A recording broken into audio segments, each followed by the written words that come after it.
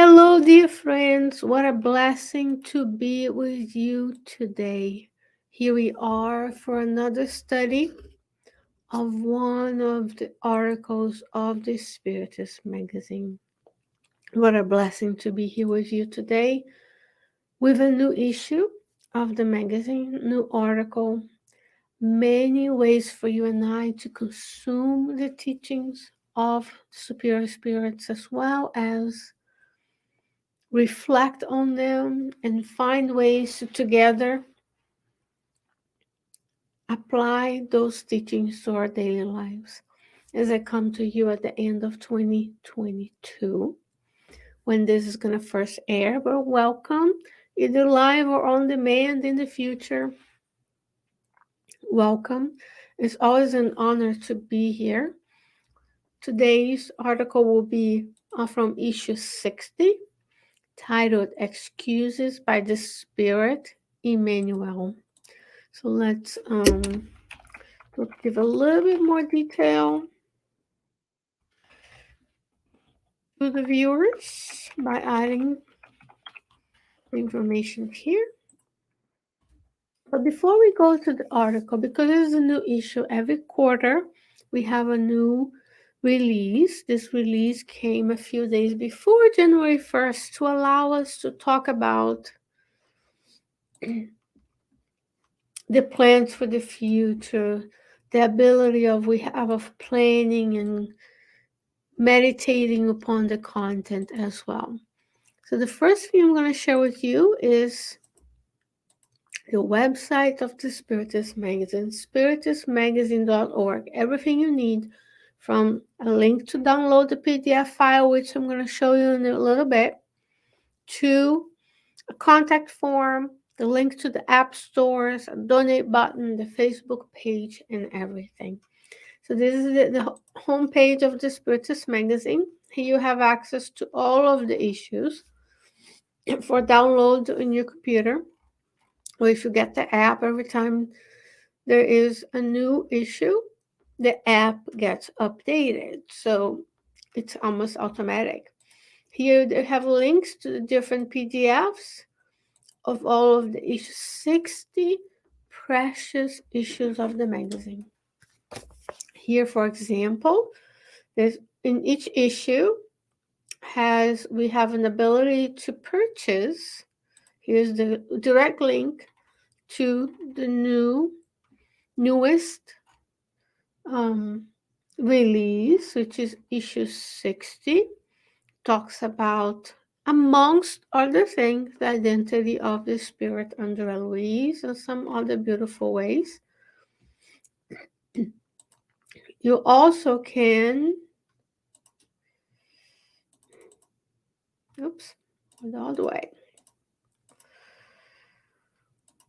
Here, if you want to click on this issue and then go to link, it will open another tab here on my computer that has a PDF version of the magazine, and then you can open with any software that opens PDF version. So you would download the PDF version of the magazine. You can also click on Buy Now. It will work. If you click on Buy Now, you get to the partner publisher Mag Cloud, where you can buy a physical copy of the Spiritist magazine, and the price is $11. 2 visits to Starbucks, and you can have the magazine at your home for your use. This is what the magazine looks like. Amazing quality and graphics, which the lighting on the computer does its any good. You have this one here, which is similar tissue, world problems. So we talked about this issue before, this article before. Then you can have it. You also have resources for children. You can get to know of the collection produced by Louise Hu, which is also the person who puts together the magazine for us. The magazine is a collaborative effort. I won't see, of course, because I'm live with you, I won't find. But there are issues, there is content in many of the issues for children, because we know we need to educate the new generation so that they can have the tools to live a better life and fulfill the reincarnatory plan as well. So if you were to purchase, MagCloud would bring the magazine to your home. There's a contact form here for About Us, and there's also a contact form where you can write this to the Spiritist magazine. You can also email spiritistmagazine@gmail.com, where you get a hold of the editor-in-chief. If you have a article you'd like to submit, if you have a talent you'd like to share, if you'd like to be a part of the volunteer team, contact her. There are guidelines, of course, and the superior spirits who take care of the magazine also have a lot to say. And as Paul says in the book Paul and Stephen by Emmanuel, God is in great need, or Jesus is in great need of workers to do a job well done. That includes you, my friend. You can be part of this endeavor as well. I'm talking about doing service, giving back, because we all have something that we can give back to our community, including the Spiritist community.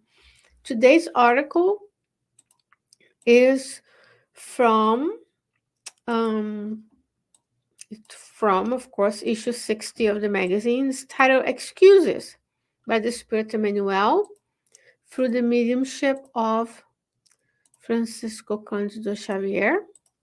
And why did we choose this one? We chose this, you're seeing on the screen, hopefully, or maybe you're hearing me on the SoundCloud app or YouTube, what you would see, if you could see the screen of the device you're using, is the article from Emmanuel for the medium Chico Xavier. Today is a week that we sit down, make plans for 2023 or whichever year we are watching this. Then we make plans. And here Emmanuel is going to bring us back to, what are we really here to do? And are we making excuses instead of working towards the good? It's a good question. What you see on the screen is the PDF version in my computer of the magazine that allows me to select text and make it so that I can read parts of the message with you. My goal here is for us to have this interactive session where we talk. Read part of it, because some of you are not watching, you're listening, so that once we grab parts of the message, then we can reflect upon it together. That way I can highlight the text.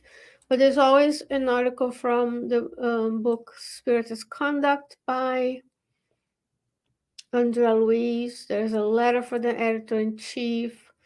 There is a table of contents and many, many things about the parent-child bond. God is everywhere. This is from the Spiritist magazine of Kardec's time. An article about vanity, about an oracle. This is from the book Luz Acima by Chico Xavier. About rebelliousness by Euripides Barçanufo, or Vincent de Paul through the mediumship of Euripides Barçanufo. About children by the Spirit May. Here is the article about the identity of Andrea Luiz. You're going to have to go and read. We don't have time to go over each article here, so I'm sprinkling. There's poetry.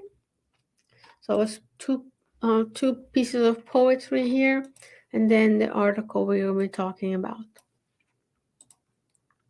It's a very easy way to navigate through the teachings of the magazine. And then the first thing about this article is a Bible quote. And make it bigger. And he cites Luke chapter 14, verse 18.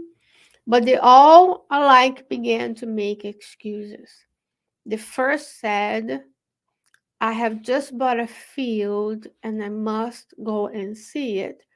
Please excuse me.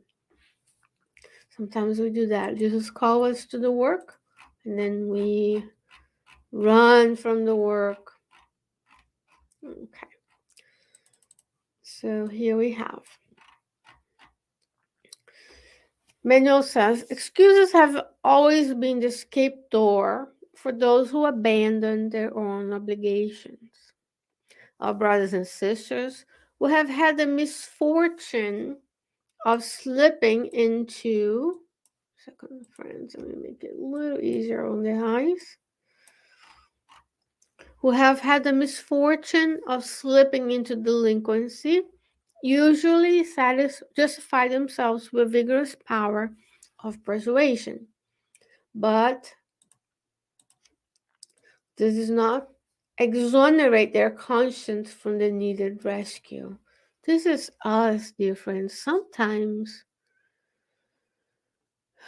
we make excuses. God is inviting us to reconcile with the family member, to reconcile with the coworker, to reconcile with the parent of the child, and we have excuses. But they're difficult. I don't have time. Next life. I hear a lot of spiritists saying, I'm going to do that next life. Maybe.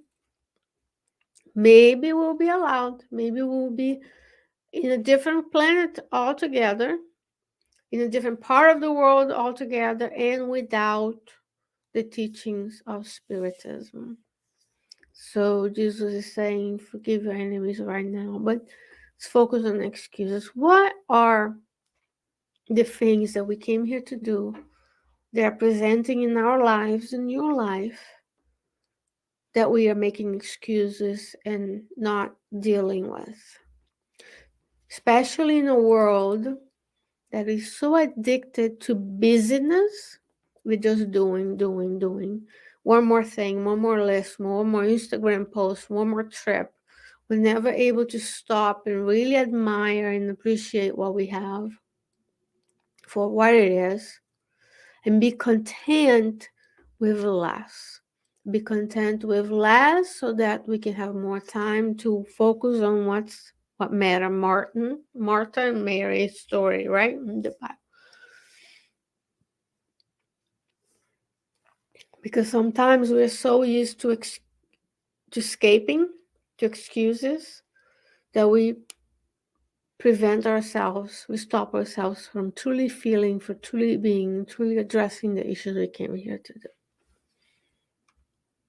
It's a justification. We justify, we convince ourselves that that's the way it is because everybody else is doing. But the world needs a lot of us to do a lot of good work to improve the lives of everyone's. He says, companions who ruin the body in vicious habits architect a wide system of excuses, trying to legitimize the unhappy attitude they adopt, impressing those who listen to them. However, they end up bearing in themselves the consequence of the responsibilities to which they attach themselves. Are we ruining the body with vicious habits? Not exercising enough, drinking alcohol, either socially or in type of addiction, because alcohol is a poison. Alcohol is a toxin. There's no safe level for the human body. Are we architecting this system of excuses?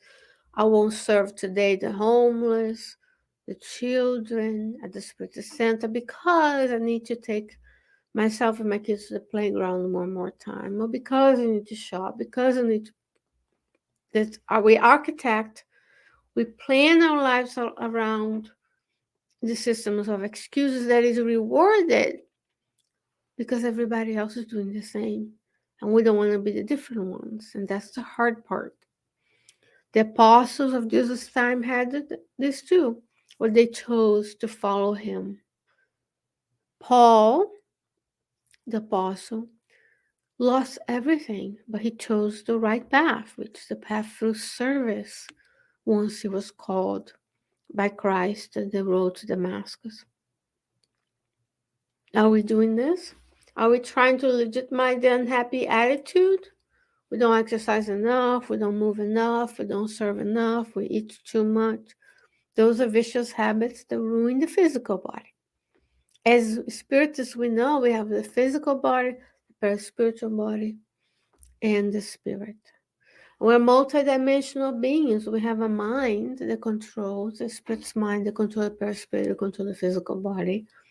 So we need to take care of all of our dimensions. We need to reach out to exercise and nutrition to have a body that allow us the most amount of time that God's granting us so that we can do what we came here to do. So in the next year, what kind of vicious habits are you going to stop doing or are you going to seek help to? That includes medical help, nutritional help, psychological help, spiritual help.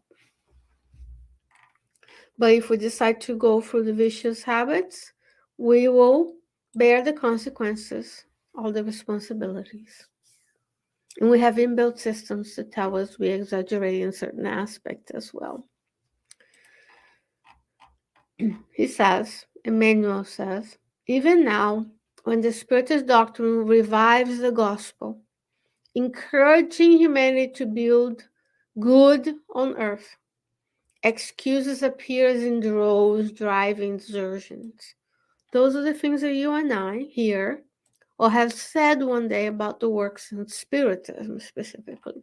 I'm still very young. I hear that all the time. I have to my and once I was young searching for my graduate studies and my PhD. I was too young, I was too busy.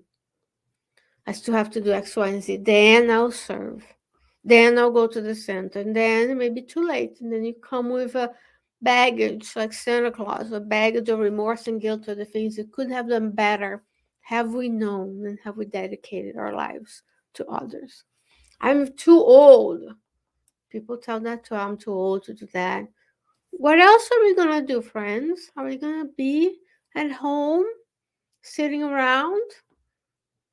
That's also a vicious habit, the lack of movement, right? A lot of people, one of the plagues of society today, aside from COVID, is loneliness. Loneliness can be corrected with service, volunteering, reaching out. Loneliness kills fast too.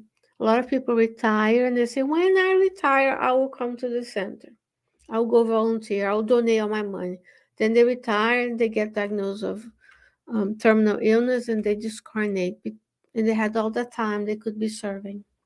We cannot wait until we're perfect to serve or we have the perfect life to serve because that might be too late. I'm engaged in greater commitment, so I can't attend to this one. Let's do an event. Let's serve the homeless. Oh no, I'm going to take my 15th family portrait at the lavender field. I've heard that before as well. Oh, I can't attend the studies because I have to practice ballet, piano, gymnastics, swimming, football, soccer, you name it, fill in the blank. Instead of making time around it, we busy ourselves with things, which is important to have, but there's a balance. The world is such that the inequities and disparities and the pain and despair is blatantly staring us. We all have one of these. It's currently telling us of the suffering of others. Yet, we make no time to reach out and donate our time and effort. My tribulations are enormous. My life is too busy. My family, my work, my drama. Family obligations are growing. We hear that a lot if you talk with people who lead groups, not singling myself out by any means. But I have to do this and this and the other for my family. And then we forget that the family comes to redress the mistakes and the little ones that we're caring for and filling their schedule with stuff to do are the ones who could benefit much more than we can as adults from Spiritism comparatively, because in childhood, as you see the teachings in the Gospel according to Spiritism, chapter 14, if I'm not mistaken, Kardec can bring the teachings of the Spirit. It says that time of 7 years of life is when they're malleable and open to redress the behavior that is less than positive, so we can pluck it out of them, so we can infuse them with goodness, with the service to others, with voluntarism, with empathy, compassion, instead of making everything about them like they're the sun. We should make a lot about them, but we can show them we came here together to serve one another and to serve the community. Business don't allow me any spiritual activity or my work. That's also what happens to us. We have an event, we have a study session. Then that's the day at 4:30 your boss is going to ask you for a report. That's the week of a business trip that apparently shows up. Because remember, there's also spiritual companions that don't want us to be here. Aside from our own ways of busying ourselves and making excuses, there's also the spiritual friends. But greater are the number of spirits in the good. They're helping us and will support us. And we need to do this because many millions of people are dying every day without the light of Spiritism or any spiritual knowledge whatsoever. They're suffering in the lower zones, and we can help them through prayer. We can help the ones that are not still on the earth with us incarnated through service. Prayer doesn't need to be physical help, it can be spiritual help as well. I have committed myself to debts that afflict me. Children take time. Problems are many. These are the things that you and I say as spiritists. I myself said that. I'm very young. I need to pursue my career before, but now I'm here. I'm glad I am. I'll make it. I'll make sacrifices every day so that I can be here with you. Here on Kardec Radio once or twice a week, and in the Spiritist group many times a week. But what is most important? That we serve the Lord. What's most important? That we live our life of service like Christ, because Christ is the guide and the model. Question 625 of the Spirit's book, which many of us love to quote. But few take the time to really understand what it means, because there's no record on the Gospels that Jesus was selfish. Jesus was always serving, always working, always helping. So if he's the guide who's guiding us towards God, and if he's modeling the behavior, then service is what we need to do. It starts by thinking of others, not just my family, my work, my group. Then we are materialists. We're materialistic. Becomes of what can I do for the community? What can I do for others? Especially in times of holidays when we're all thinking about others. There's a lot of opportunities we could take. He continues, there are so many evasions and so vehement they appear that the most astute listeners end up convinced that they are in front of great sufferers or frankly incapable individuals, even beginning to support them in their escape. And we say, that's what I was saying about society supports. Oh, my family, my children, my work, my school. Yeah, you should do self-care. You should learn more. Go get that degree. Society is rewarding us. It's strengthening that connection. As a neuroscientist, I can tell you, when you strengthen a synaptic connection in your brain, that's what gets reinforced, and then others are removed or are subdued. So when we strengthen the muscle of service, that is the connection that gets strengthened. But we spend time supporting this our own escape, the escape of our family members, and the escape of others, because that's what as a society we do. We focus on what's perishable, we focus on what's ephemeral, instead of focusing on building the spiritual skills for millennia, millions of years ahead. Those invited to the harvest of light, however, enticed by themselves, awaken to the truth at the opportune moment and tied to the ruinous consequences of their own frivolity, and find no other restorative measure than to wait for other reincarnations. And that's what we don't want to do. We want to awaken to the need of not escaping into the responsibilities that we took, that we accepted before reincarnating.